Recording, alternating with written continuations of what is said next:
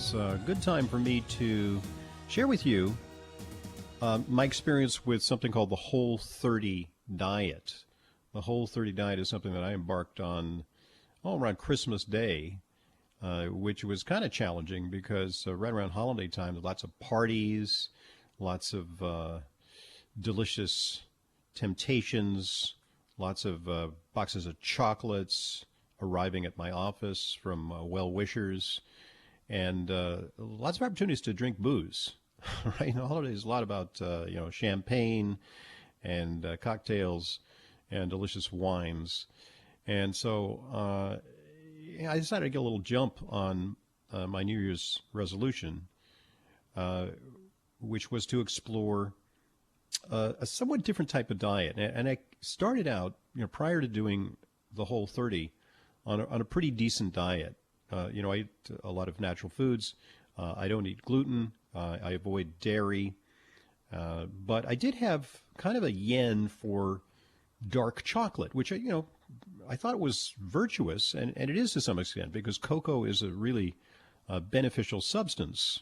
It's rich in polyphenols, but also even 85% chocolate is pretty rich in sugar.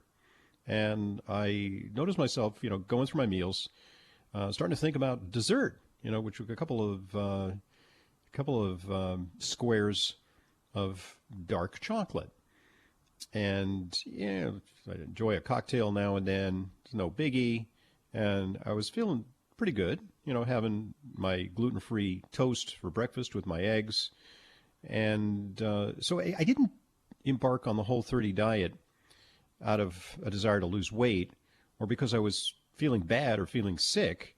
However, there's lots of resources on the Whole 30 diet on the internet and many testimonials about how people overcome conditions like diabetes, lose scads and scads of weight, 50, 60 pounds, how they overcome serious autoimmune diseases. It's not too different than the Wahls diet, which is a paleo diet that is recommended for multiple sclerosis.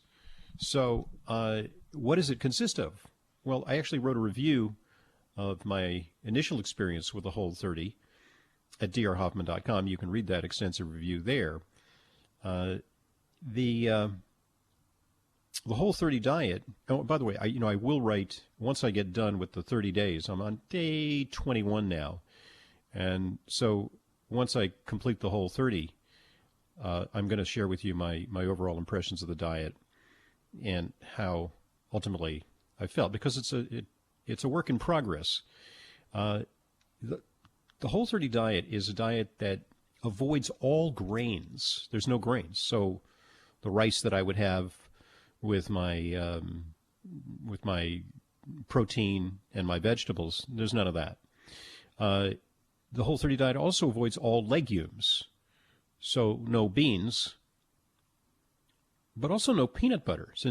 Did you realize peanuts are a legume? They're not really a nut. They're a legume. So there's no peanut butter, which I missed very sorely. No alcohol, no sugar whatsoever, no added sugar. And you got to kind of be a sleuth and look for added sugar in things like ketchup, right? Salad dressings sometimes have sugar in them. And so you don't want to do added sugar. It is not a diet that is exceedingly low in carbohydrates. It depends. You want to dial down the carbohydrates and lose lots of weight, fine. But for me, my goal wasn't to lose weight, and I work out at a pretty high level. I swim and I bike and spin and run. And so I didn't want to deny myself carbohydrate calories altogether. So the alternatives for obtaining carbohydrates are, you can eat potatoes, you can eat sweet potatoes, you can eat butternut squash, and butternut squash is really delicious. You can't have any dairy. So I was using butter. Instead of butter, I now use ghee, which is clarified, so the protein is eliminated from the butter oil.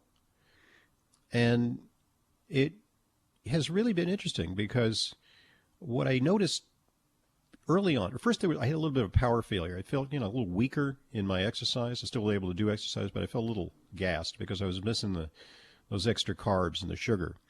But after about 3, 4, 5 days, I went back to my normal athletic performance. I didn't notice I was getting necessarily better, stronger, faster, but I accommodated to the diet. And, in terms of weight, one of the things about the diet, they say don't jump on the scale. Don't get addicted to jumping on the scale, because that's not what it's about. It's about feeling better. It's an experiment, like a science fair project. See how you do, how you react to the foods that you've eliminated. So I may have lost a couple of pounds. I don't know. My clothes seem to fit a little looser, but my goal wasn't weight loss. But what I did notice is a complete abolition of my sweet cravings. I used to really be thinking about that dessert or, something a little sweet. No, none of that. Zero. And alcohol cravings, a couple of times I felt a little aggravated or something. I feel like, I could do a little cocktail. No, then gone. Zero. But what I do notice is that my focus and concentration is really through the roof. And these kind of like times during the day where you feel kind of like low energy, like after lunch. Sometimes I work after lunch, I'd feel like, tired, kind of knocked out. Virtually none of that with this diet. And you almost have to remind yourself to eat. You're free of cravings, so you can go hours and hours without eating.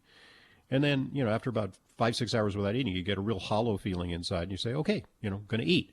But you eat proportionally. You don't put on the feed bag and eat and eat and eat, and then look forward to putting a dessert on top of that, even though you're all bloated and full.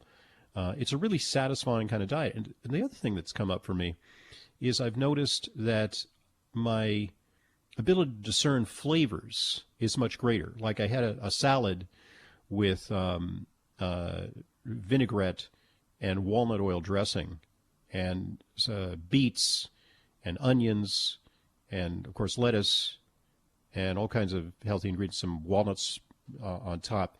And I could discern the flavor of each and every one of the ingredients. And it was just really delicious. And it actually tasted, you'd be surprised, it tasted sweet. And this is actually a known phenomenon. If the less sweets you have, the more acute your taste for sweets will become, which is kind of good. So people who eat a lot of sweets, they actually have a blunted sensation of sweet.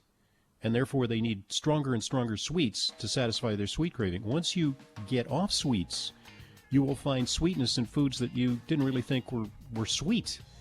The sweetness will become a more acute sensation. It just takes a matter of a few days before that happens.